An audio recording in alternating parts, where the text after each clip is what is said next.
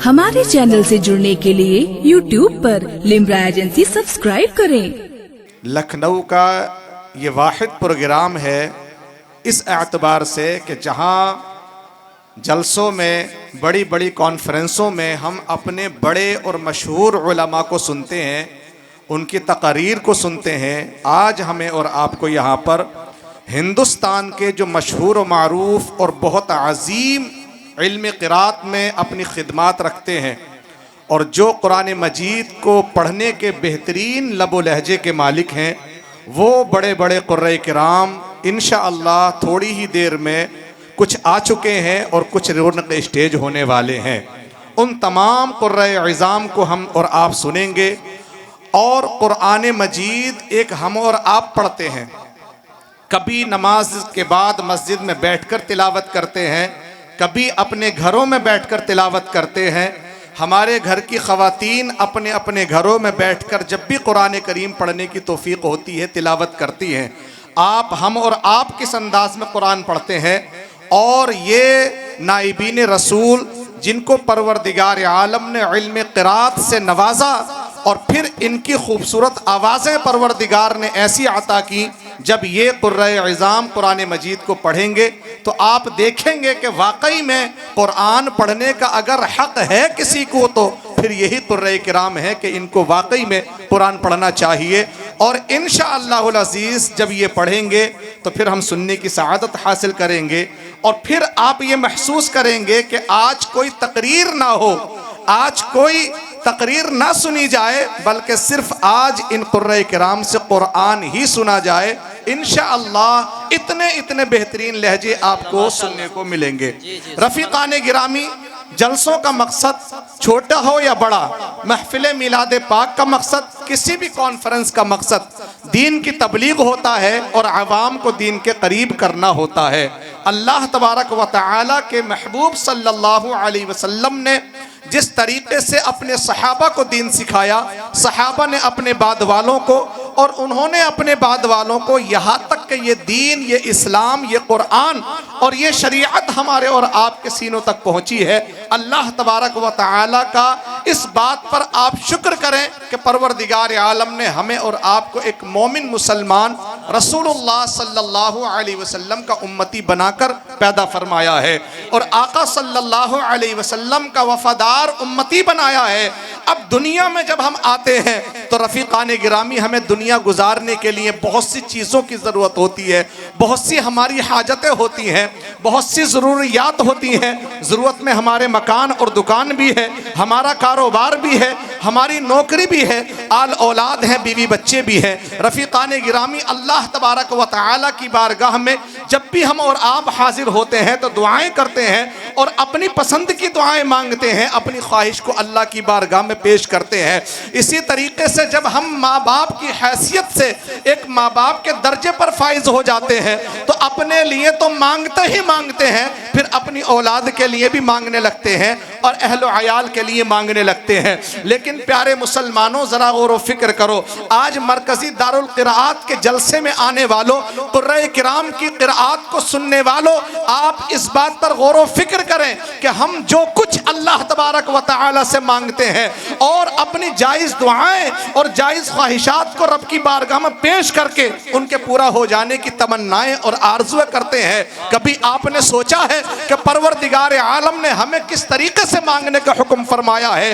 हम अल्लाह से किस बात की दुआ करें? आखिर कौन सी नेमत को मांगे, कौन सी रहमत को अल्लाह तबारक व तआला से मांगे जो हमारे लिए बेहतर हो? और ऐसी कौन सी नेमत या रहमत है परवरदिगार आलम की कि जिसको मांगने का हुक्म अल्लाह ने अपने महबूब को भी अता फरमाया हो? अल्लाह के रसूल सल्लल्लाहु अलैहि वसल्लम की आप पूरी जिंदगी को उठाकर देखें, मुस्तफ़ा करीम सल्लल्लाहु अलैहि वसल्लम ने पूरी जिंदगी कभी अपने लिए कोई ऐसी दुआ ना की कि परवरदिगार आलम मुझे जाहो हशमत अता फरमा दे, मुझे मालो दौलत अता फरमा दे। हमारे नबी ने कभी दुकान और मकान मांगने के लिए अल्लाह की बारगाह में हाथों को नहीं फैलाया और अल्लाह ने हुक्म नहीं दिया कि महबूब अपने लिए दुकान और मकान मांग लीजिए, अपने लिए जाहो हशमत मांग लीजिए, अपने लिए आप इज्जत व शान और ना जाने क्या क्या मांग लीजिए। यानी दुनिया की जो नेमतें हैं जो अल्लाह अल्लाह की रहमतें हैं, उनको मांगने का हुक्म नहीं आया। लेकिन कुरान मजीद को जब हम उठाकर देखते हैं तो अपने प्यारे महबूब सल्लल्लाहु अलैहि वसल्लम जो रहमतुल लिल आलमीन है कि हर आलम के लिए रहमत बनाकर परवरदिगार ने भेजा है, जब उस प्यारे महबूब की बारगाह में अल्लाह तबारक व तआला का पैगाम आता है तो अल्लाह तबारक व तआला फरमाता है, ए महबूब अगर आपको मांगना है, अगर किसी चीज की ज्यादती चाहिए, अल्लाह की बारगाह से किसी चीज को ज्यादा तलब करना चाहते हैं, आप उसको मांगना चाहते हैं, तो ए महबूब दुनिया ना मांगिए, दुनिया की चीजों को ना मांगिए, दुनिया में जो कुछ है उसको ना मांगिए, बल्कि ए महबूब आप ये कहिए वक़ुर रब्बि ज़िदनी इल्मा, ए मेरे परवरदिगार मुझे ज्यादती इल्म अता फरमा, मुझे इल्म की ज्यादती अता फरमा, मेरे इल्म में इजाफा फरमा दे मौला। अब वो महबूब सल्लल्लाहु अलैहि वसल्लम के जिनकी शान माकाना व मायकून की शक्ल में कुरान में मौजूद है कि जो हो चुका है वो भी उसका भी इल्म अल्लाह ने नबी को अता कर दिया, जो हो रहा है उसका भी इल्म महबूब को अता कर दिया गया, और जो होने वाला है वो सब कुछ अता कर दिया गया। लेकिन नबी पाक सल्लल्लाहु अलैहि वसल्लम से ये कहा जा रहा है अल्लाह की बारगाह से, ए महबूब ये सब कुछ तो अता कर ही दिया गया है, अल्लाह की बारगाह से और इल्म की ज्यादती मांगिए, और इल्म की ज्यादती मांगिए। अब एक तरफ कुरान का ये पैगाम कि अल्लाह तबारक व तआला अपने महबूब सल्लल्लाहु अलैहि वसल्लम से ये दुआ कराए, ए मेरे प्यारे महबूब मुस्तफ़ा करीम अपने रब की बारगाह में हाथों को उठाकर ये दुआ करो कि ए अल्लाह मेरे इल्म में इजाफा फरमा दे, मुझे ज्यादती इल्म अता फरमा दे, मुझे और इल्म अता फरमा दे। लेकिन प्यारे मुसलमानों, हम और आप क्या मांगते हैं? हम तो आज इल्म से यतीम हो चुके हैं।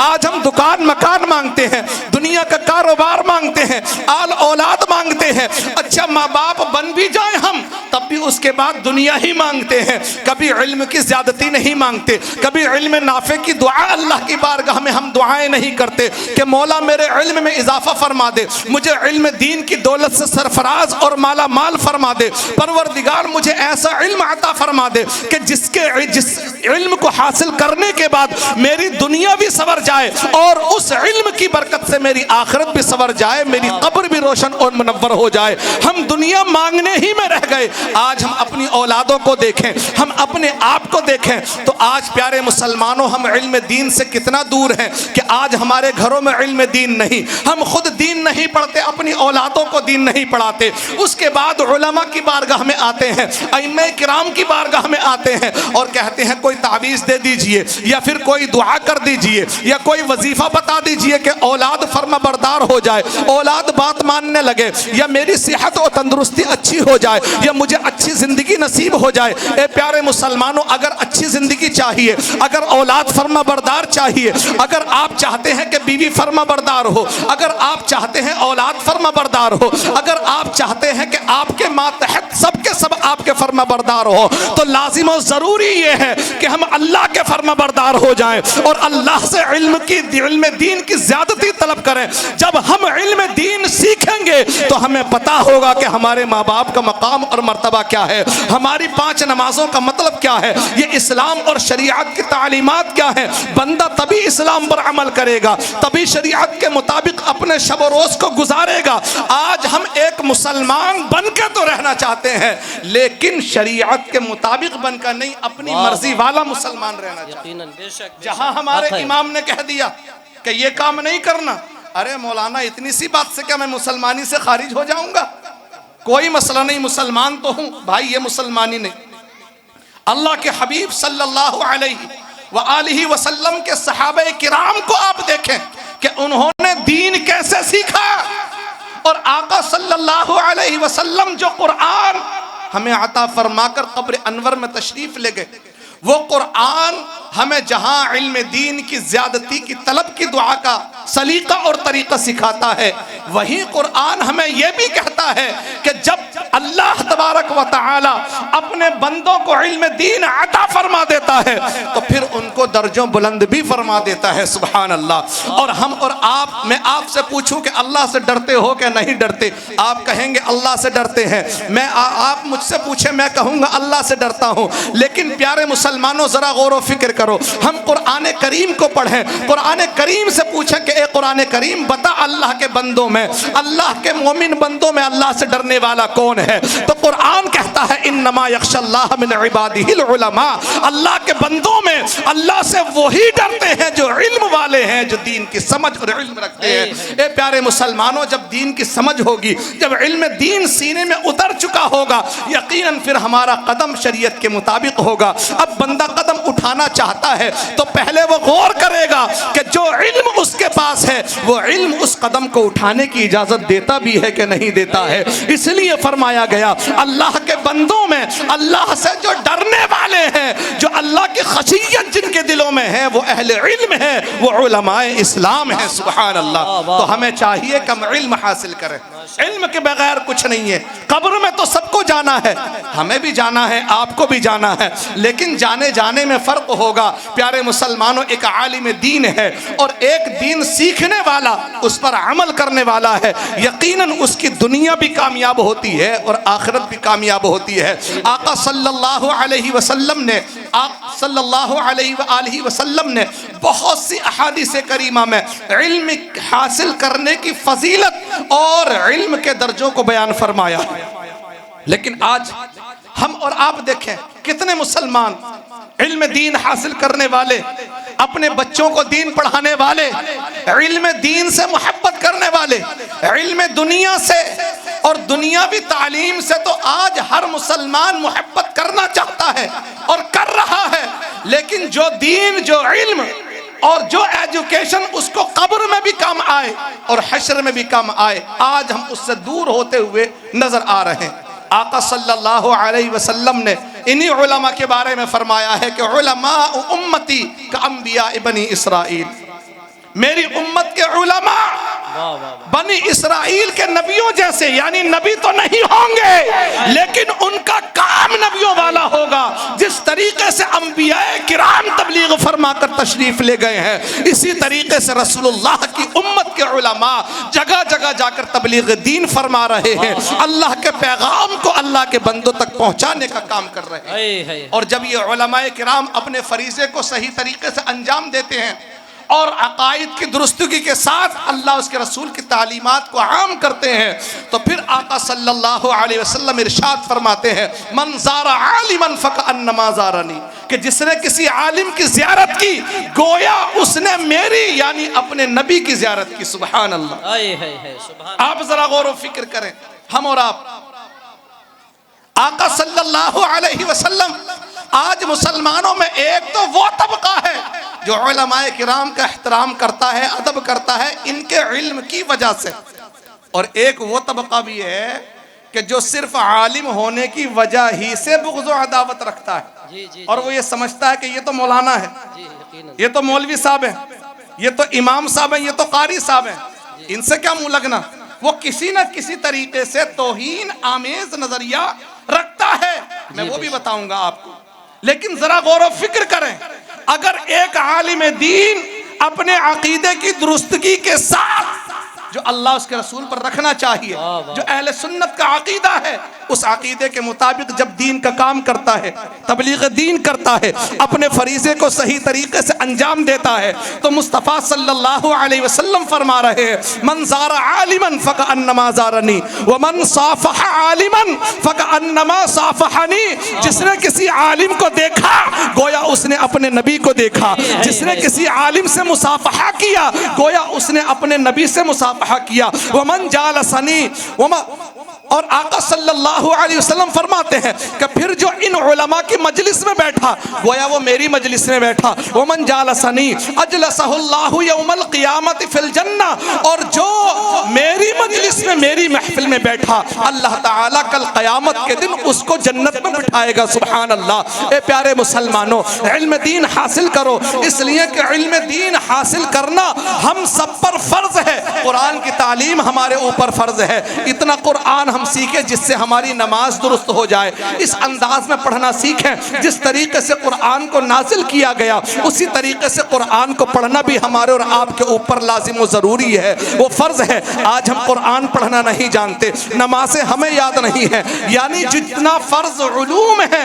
वो फ़र्ज़ उलूम भी हमें याद नहीं, फिर भी हम मुसलमान हैं, हमारी मुसलमानी पर कोई ख़तरा नहीं आता। लेकिन दुनिया के मामलात में हम कितनी तरक्की करते चले जा रहे हैं। जो चीज़ हमें नहीं आती दुनिया के उलूम में वो हम सीखते हैं, जो हुनर नहीं आता वो सीखने की कोशिश करते हैं। और आप कहते हैं कि भाई सीखने की कोई उम्र नहीं है, लेकिन जब दीन सीखने की बात आती है तो हम और आप कहते हैं अरे मौलाना अब तो 30 साल का हो गया, कहाँ से सीखूंगा, अब तो मेरी शादी हो गई, कहाँ से सीखूंगा, अब तो बच्चों का बाप हो गया, कहाँ से सीखूंगा। ए प्यारे मुसलमानों, आप दुनिया का कारोबार सीख सकते हैं शादीशुदा होने के बाद, आप बुढ़ापे में कोई हुनर सीख सकते हैं। अरे कितने ऐसे बूढ़े हैं जो 50-60 साल के बाद टिबला मोटरसाइकिल चलाना सीख रहे हैं, एक्टिवा चलाना सीख रहे हैं कि अब बेटा कमाने के लायक हो गया है तो चलो गाड़ी चलाना सीख लेते हैं। तो बुढ़ापे में सीखा कि नहीं सीखा, बाल सफेद हो गए, गाड़ी चलाना सीखा कि नहीं सीखा, टांगों में कमजोरी है लेकिन गाड़ी चलाना सीख सकता है,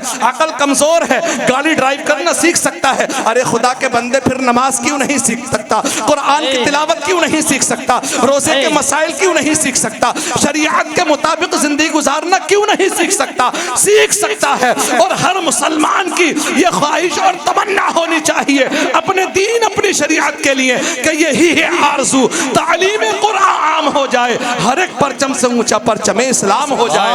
हमें दीन सीखने की जरूरत है। अगर हम दीन सीखेंगे तो इंशाअल्लाह जब सीख लेंगे तो फिर अमल करने का जज्बा भी पैदा हो जाता है, और जब बंदा अमल करेगा दीन पर तो यकीनन अल्लाह तबारक व तआला फिर उस अमल की बरकत से उसकी कब्र को भी रोशन व मुनव्वर फरमा देगा, और कल क़यामत के दिन वही दीन वही शरीयत पर अमल करना उसको जन्नत का दाखिला दिलाता हुआ नजर आएगा।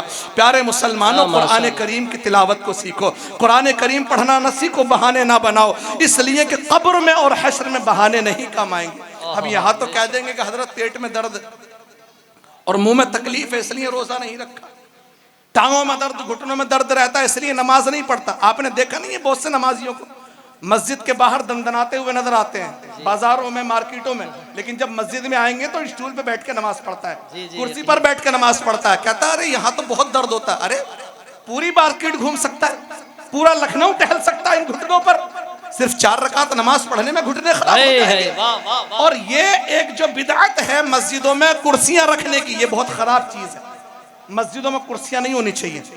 ऐसी कौन सी बीमारी, ऐसी कौन सी मुश्किल है, ऐसी कौन सी परेशानी और तकलीफ आ गई आज आदमी को कि अपने घर से मस्जिद तक पैरों पर जा रहा है। खुदा के बंदे थोड़ी तकलीफ बर्दाश्त कर, खड़े होकर नमाज पढ़ या फिर जमीन पर बैठकर नमाज पढ़, ये कुर्सियों का और स्टूलों का चक्कर नहीं। अगर दीन होता तो यकीनन ये बात समझ में आ जाती कि मुझे नमाज कैसे पढ़नी है और कुरान मजीद की तिलावत मुझे कैसे करनी है, दीन मुझे कैसे सीखना है। तो प्यारे मुसलमानों, आका सल्लल्लाहु अलैहि वसल्लम ने जो दीन और शरीयत हमें अता फरमाई है उस पर अमल किए बगैर बंदे को कामयाबी नहीं है। ये याद रखें। ये मदरसे किस लिए कायम किए जाते हैं? आज हमारे मुआशरे में हर मजहब व मिल्लत का, हर फिरके का, हर जमाअत का, कोई भी दीन वाला हो, कोई भी धर्म वाला हो, हर एक के अपने स्कूल हैं, अपनी मजहबी पाठशालाएं हैं उनकी, और वो अपने मजहब को सिखाते हैं, चलाते हैं और चला रहे हैं, और उनमें उनके मजहब के बच्चे पढ़ रहे हैं। लेकिन एक मुस्लिम कौम है कि मदरसे में ना पढ़ाकर स्कूल में पढ़ा रही है, मदरसा नहीं चाहिए उसको, और फिर कहते मुसलमानों की हालत खराब है। अरे जब अपना दीन ही पता नहीं होगा तो हालत खराब नहीं होगी तो क्या होगा? अपनी शरीयत ही पता नहीं होगी तो क्या होगा? एक मर्तबा एक जगह जुमे में मैंने 15 अगस्त का मौका था, तो चूंकि वो संविधान के मामला है, अब वो 26 जनवरी का मौका था, तो वहां कुछ कानून के एतबार से कि हमारे इंडियन कानून में मुसलमानों को क्या हुकूक दिए गए हैं, मस्जिद में मैंने उस ताल्लुक से बयान किया। तो बाद में पता चला कि कई नमाजी कह रहे थे कि ये देखो अब मुल्क को आज़ाद कराने आए, मस्जिद में कानून कायदे और ये सब बताने की क्या ज़रूरत है। तो आज हमारा हाल ये है कि हम ना तो सीखना चाहते हैं और जो सीख रहे हैं ना हम उनकी हौसला अफजाई करना चाह रहे हैं। मदरसों का ख्याल रखो, मदरसों को पावरफुल बनाओ, इन मदरसों की तरक्की का जरिया बनिए, बेहतर से बेहतर तालीमात का इंतजाम करिए। अरे जब बच्चा कुरान करीम पढ़ेगा तभी तो पता चलेगा आपके और हमारे बच्चे को कि जब कुरान पढ़ा होगा माँ बाप के साथ सलूक कैसा करना है। कुरान जब पढ़ेगा तभी उसको बताया जाएगा वबिल वालिदैन इहसाना, माँ बाप के साथ अच्छा सलूक करो। अगर वो कुछ कहते तो उनको उफ भी ना कहो। माँ बाप का मकाम और मर्तबा क्या है, अपने बड़ों का मकाम और मर्तबा क्या है, छोटों से शफकत कैसे करना है, पड़ोसियों से मोहब्बत कैसे रखना है और अपने बड़ों का अदब और एहतराम कैसे रखना है, एक बेहतरीन और एक अच्छा मुसलमान मोमिन बंदा कैसे बनना है। जब हम कुरान पढ़ेंगे इंशाअल्लाह तब हमें और आपको ये पता चलेगा। आज हम दुनिया तो पढ़ चुके हैं लेकिन दुनिया इतनी पढ़ ली कि लोग हमें मिसाल देते हैं, लेकिन जब हम इंतकाल कर रहे होते हैं तो कोई हमारे घर में ऐसा नहीं होता कि जो हमारी मौत में आसानी का सबब बन जाए। हमारी रूह जब निकल रही हो तो उस वक्त कोई ऐसा नुस्खा हमारे घर में मौजूद हो हमारी औलाद के पास कि जो पढ़े तो हमारी रूह आसानी से निकल जाए, मौत की तकलीफ जरा कम हो जाए और फिर आखिरत कब्र में पहुंचने के बाद हमारे लिए बख्शिश और निजात का जरिया भी बन जाए। ऐसा कोई इंतजाम हम नहीं करते। प्यारे मुसलमानों, अपने मदारिस को मजबूत करो, अपने बच्चों को मदारिस इस्लामिया में जरूर पढ़ाओ, हाफिज कुरान बनाओ, हाफिज कुरान बनाकर जो चाहे उसको बना दो। कितने ऐसे हुफ्फाज़ किराम हैं जो हाफिज हैं लेकिन दुनिया का कोई अच्छा बिजनेस कर रहे हैं, कोई अच्छा कारोबार कर रहे हैं। आप अगर इसी लाइन में नहीं रखना चाहते ना, हाफिज कुरान बना लो, कारी कुरान बना लो। यहाँ तक कि अगर सिर्फ नाजरा कुरान पढ़ा दिया अपने बच्चे को तो आका सल्लल्लाहु अलैहि वसल्लम की एक हदीस पाक है, मुस्तफ़ा जान रहमत सल्लल्लाहु अलैहि वसल्लम इरशाद फरमाते हैं कि जिसने अपने बच्चे को देखकर कुरान पढ़ना सिखा दिया, यानी नाजरा कुरान पढ़ना सिखाया और फिर वो उसको पढ़ता रहा, अमल करता रहा, तो अल्लाह ताला उस औलाद के नाजरा पढ़ने की बरकत से उसके माँ बाप के अगले पिछले गुनाहों को बख्श देता है। अगर आप अपनी औलाद को हाफिज कुरान बना दे तो मकाम क्या होगा, कारी कुरान बना दे तो मकाम क्या होगा, आलिम दीन बना दे तो मकाम और मर्तबा क्या होगा। तो अल्लाह के महबूब सल्लल्लाहु अलैहि वसल्लम फरमाते हैं कि जब एक ऐसा हाफिज कुरान लाया जाएगा अल्लाह की बारगाह में कि जिसने कुरान के हलाल को हलाल और हराम को हराम समझा होगा, जब जन्नत के दरवाजे में दाखिल किया जाएगा वो पूछेगा परवरदिगार आलम मेरा मकाम क्या है, मेरी मंजिल कहाँ है, जन्नत में मेरा कौन सा हिस्सा है, मेरी कौन सी जगह है। तो कुरान करीम की बरकतों के सदक़े उस हाफिज कुरान से कहा जाएगा ये तेरा मकाम नहीं है बल्कि तूने कुरान मजीद को हिफ्ज किया है, अपने सीने में कुरान को उतारा, कुरान पर अमल किया, तो कुरान पढ़ता रहा, कुरान पढ़ाता रहा। ए हाफिज कुरान, तेरा ये मकाम भी नहीं, तेरा वो मकाम भी नहीं, बल्कि यहाँ से तू अलहम्द शरीफ पढ़ना शुरू कर और पहला पारा पढ़ता चला जा, दूसरा तीसरा, यहाँ तक के 30 पारे पढ़ और जन्नत के दर्जों को चढ़ता चला जा। तो यहाँ जहाँ से चला है तो कुरान पढ़ता हुआ, और जहाँ तू वन्नास की सीन खत्म करेगा, कुरान की आखिरी आयत खत्म करेगा, वहाँ तेरा मकाम और मर्तबा होगा। सुभान अल्लाह। दुनिया की कोई किताब तो बताओ यार, जरा सा सोचो मेरे प्यारो भाइयों कि दुनिया की कोई भी किताब जो दुनिया में हमें कामयाब और कामरान करती है, क्या हमें कोई जन्नत का रास्ता बता सकता है? क्या हमारे लिए जन्नत आसान कर सकती है? दुनिया की कोई किताब नहीं कर सकती। सिर्फ एक किताब है, अल्लाह वहदहू ला शरीक का कुरान मजीद है। अगर हम इसके दामन से वाबस्ता हो जाएं, कुरान करीम को अपने सीने से लगा लें, कुरान की तालीमात को अपना ओढ़ना बिछोना अगर बना ले, तो कुरान दुनिया में भी इज्जत अता फरमाता है और आखिरत में भी इज्जत अता फरमाता है। ये जो सब बैठे हैं हमारे उलमा, आखिरी बात, ये सब कुरान की बरकतें हैं।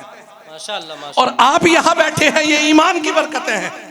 यहाँ ये भी ध्यान रखें, ये कुरान की बरकत है कि साहिब ईमान होकर कुरान को पढ़ा और पढ़ा रहे हैं, खिदमत दीन कर रहे हैं, और आप साहिब ईमान मोमिन हैं। अल्लाह तबारक व तआला ने आपको ये तौफीक बख्शी कि इन उलमा की ज़ियारत करें और कुरान मजीद के पैगाम को आप समाअत करके अपनी ज़िंदगियों में उसको उतारें। तो मौला तबारक व तआला हम सबको तौफीक अमल अता फरमाए और अपने दीन सीख कर अमल करने की तौफीक अता फरमाए। मसलके हक अहले सुन्नत यानी मसलके आला हज़रत पर कायम और मुस्तनद उलमा इकराम की आमद हो रही खुसूसियत के साथ हज़रत अल्लामा मुफ्ती शेर मोहम्मद साहब किबला शेखुल हदीस की आमद हो रही इस्तकबाल करे। नारे तकबीर, नारे रिसालत, उर्से मुजव्विदे आज़म, मसलके आला हज़रत, उलमाए अहले सुन्नत, उलमाए अहले सुन्नत। बैठ जाइए आप लोग, बैठ जाइए बिल्कुल अपनी अपनी जगहों पर, बड़ी इत्मीनान के साथ तशरीफ, मजबूती के साथ मसलके आला हजरत पर कायम रहें, अपने दीन अपने ईमान की हिफाजत करें, इधर उधर ना भागें। जो अल्लाह तबारक व तआला के महबूब और महबूब सल्लल्लाहु अलैहि वसल्लम के सहाबा ने हमें अकायद दिए हैं, उन अकीदों को मजबूती के साथ थामे रहें जिनकी तशरीह सरकार आला हजरत इमाम अहमद रज़ा मुहद्दिस बरेलवी ने फरमा दी है।